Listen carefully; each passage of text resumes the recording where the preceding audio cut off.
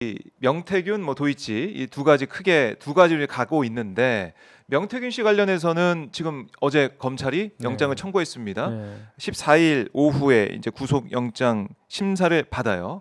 구속이 될지 지켜봐야 되겠지만 어제 뭐 MBC 보도나 동아일보 보도 이런 걸 보면 공천 개입 의혹에 대한 정황들이 계속 나오고 있단 말이죠. MBC 보도 같은 경우는 어떤 이 카톡 메시지가 또 보도가 됐냐면 김영선이 좀 해줘라.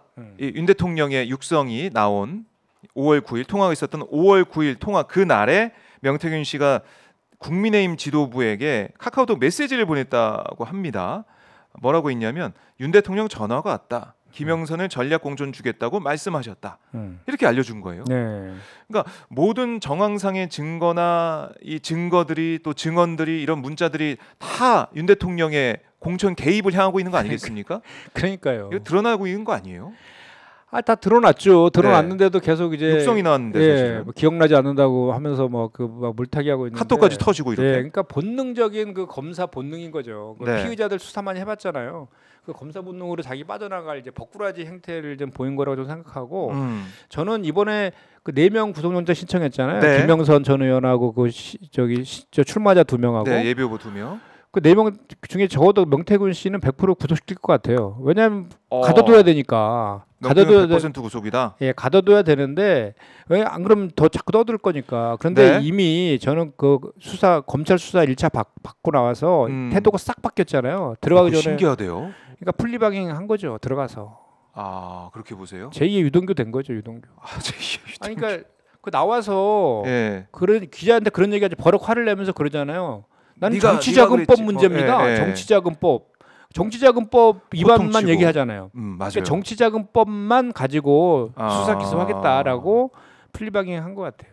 지금 말씀하신 공천 개입이나 여론 조작 이런 거는 수사 대상에서 이제 빼준 거 아니냐. 저는 그래서 그 구속영장 신청 사유가 뭔지 우리가 좀 확인할 필요가 있어 보여요. 정말 이 공천 관련된 내용들이 다 들어가 있고 윤 대통령 관련된 얘기나 이런 것들이 들어가 있는지 이 정도 더 빼박 증거가 어디 있습니까? 창원 산단도 다 처음부터까지 개입한 거 다 확인됐잖아요. 근데 명태균 씨는 그러잖아요. 아니 개인이 대한민국 민주주의 국가의 국민이 의견 줄 수 있는 거 아니냐. 또 대통령과도 연락이 되는 사이이기 때문에 의견 개진한 거다. 얘기할 수 있는 게 아니냐.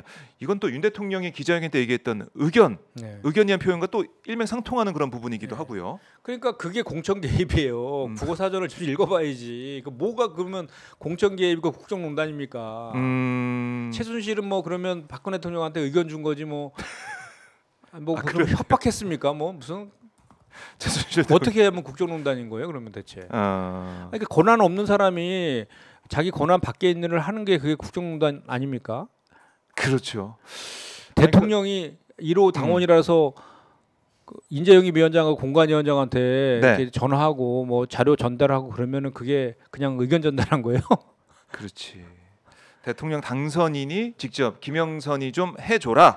아니 그 대국민 담화할 때도 이러면서 그 당 대표랑 그 면담할 때도 이러고 있는데 아니 감히 그 당 대표도 그 앞에서 그 음주하고 있는데 그 공관위원장이 어떻게 그거를 거역합니까? 상식적으로 봐도 그게 딱 보이는데 그게 외압이에요. 그게 외압이다.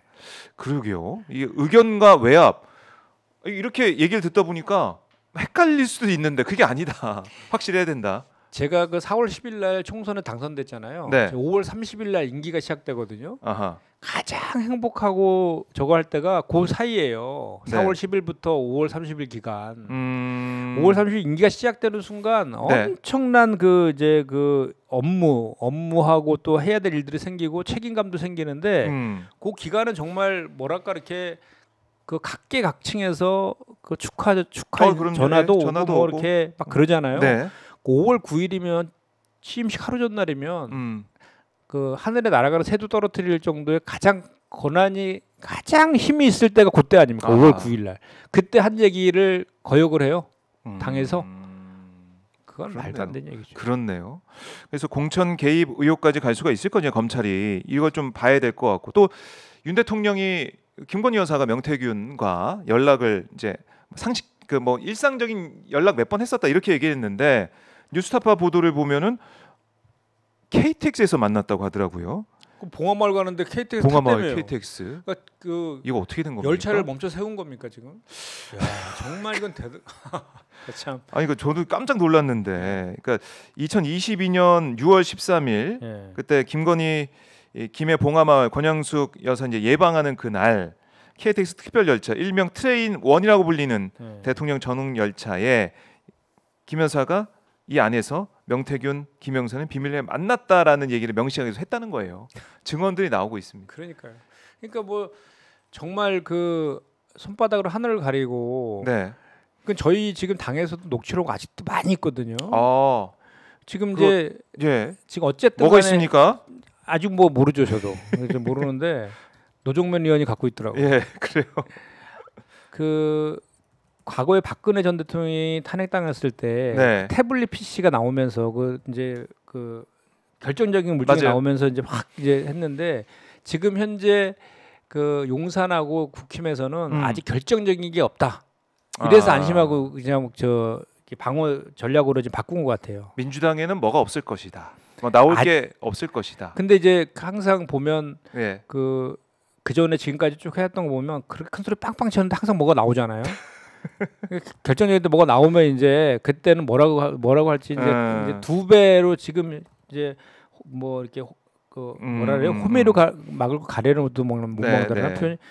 그렇게 그런 형국을 본인들 스스로 지금 초래하고 있다는 만들어가고 있다는 생각합니다. 민주당에서 뭔가 좀 준비를 하고 있는 듯한. 우리 옛날에 명박상성 그런 얘기 있잖아요. 그런 막 자기네들 거 용산 상선만 써놓고 지금 있는 거지. 그러니까 뭐 하여튼 극단적인 무슨 방법을 해갖고 네. 방어하고 뭐 저기 국민들을 속이고 이런 것들은 다 한계가 있거든요. 그래요. 네. 더 나올 게 있다라는 얘기가 좀 귀에 좀 들어오는데 이렇게. 김건희 여사가 최소한 두 차례 2022년 6월에 네. 두 번이나 만났다, 명태균을 만났다 이렇게 얘기하고 있는데 그럼 윤 대통령이 또 거짓말한 셈이 되고, 야 이건 뭐 기자회견이 계속해서 이제 거짓말로 들통이 나고 있습니다. 거짓말한 셈이 아니라 거짓말이죠. 거짓말이다. 그렇죠. 그럼 기억 안 난다고 또 그럴 거 아니야 나중에. 기자회견. 네, 선택적 기억. 기자회견이 녹화가 돼 있습니다. 아니 우리 이재명 대표는 김문기 씨 성남시장 제 시절에 개인적으로 몰랐다고 한 거 기억 안 나는 거 그거 해가지고 저렇게 지금 그러니까요. 온 나라를 저렇게 떠들썩하고 생중계하라고 생떼를 쓰고 있는 이런 상황에서 본인들은 너무 편하게 사는 거 아닙니까? 네. 그러니까 선택적 기억에 대한 또 선택적인 검찰의 판단과 기소 이게 좀 이어지고 있는 상황이 계속 볼 수가 있는데 이렇게 명태균 씨가 구속된다고 말씀하셨잖아요. 네. 구속되면은 어떻게 됩니까? 검찰이 구속된 다음에 어떻게 수사를 할까요? 그 제가 아까 얘기한 것처럼 정치자금법으로 그냥 하고 그 정도 하면서 시간을 질질 끌게죠 이제 그 국민들의 관심이 이제 없어질 때까지처럼 질질 끌다가 이제 상황을 보겠죠. 그 수사 패턴 아닙니까? 질질 끌다가 네. 그냥 정치자금법 돈 뭐 계속해서 파고 있다, 네. 계좌 추적하고 있다 이렇게 하면서 계속 끌 거다. 근데 사실은 명태균 씨가 신용불량자라서 계좌로 돈을 못 받는다고 하던데 이거 뭘 하겠다는 겁니까? 야. 우리가 그 전에 윤석열 정권으로 바뀐 다음에 네. 그 소위 말해서 이재명 대표와 관련된 그 각종 수사들 전부 다 막 속전속결로 막 했잖아요. 네네. 우리가 지금 오래돼서 다 잊었지만 김용 있잖아요. 김용 전 부위원장, 부원장. 그분도 원래는 21년 10월달에 네. 유동규에 대해서 횡령 배임 사기 뭐 등등으로 기소돼서 재판이 시작됐었는데 느닷없이 정권 바뀌고 그 1년 뒤에 갑자기 그 김용 전 부원장을 구속시키고 기소를 했단 말이에요. 정권 바뀌고 그 이유는 딱 하나 유동규의 바뀐 진술에 의해서 그랬거든요. 그래서 유동규가 원래는 사기, 횡령, 배임 등 전부 다 하면은 거의 무기징역형까지도 가능한 그 형량의 조사를 그거로 수사를 받았었는데 풀리방향이 아까 얘기했잖아요. 풀리방향이 정황이 있고 유동규가 진술을 바꾸면서 갑자기 화살이 이재명 대표를 향한 거죠. 그 징검다리가 이제 김용 정진상이니까 돈을 주고 그게 대선 자금 뭐 쓰였다 이런 식으로. 그런데 그래서 1심에서 징역 5년이 선고됐잖아요. 그런데 그 유동규가 그 재판부에다가 검찰가 재판부에다가 두 차례 걸쳐서 돈을 줬다라고 하는 그 장소에 네. 그 유동규 김용 부원장이 가지 않았다는 게 구글 타임라인 통해서 확인됐어요. 얼마 전에. 그러니까요. 맞습니다. 그 구글 타임라인이 저기서 저거 한 거잖아요. 저기 네. 검찰에서 저거 한 국가수인가요? 어디 거기다가 수사 뭐 감정을 했는데 해가지고 그거는 이거 구글 타임라인은 조작된 게 아니다라고 했잖아요. 맞아요. 근데 그 두 날째 가지 않은 게 확인이 됐어요. 네. 그럼 완전히 이거는 1심 선고가 완전히 새로운 증거에 의해서 다 탄핵당하게 생긴 거잖아요. 그러니까요. 이거 누가 책임질 겁니까? 그렇네. 조작 수사한 거잖아요. 네.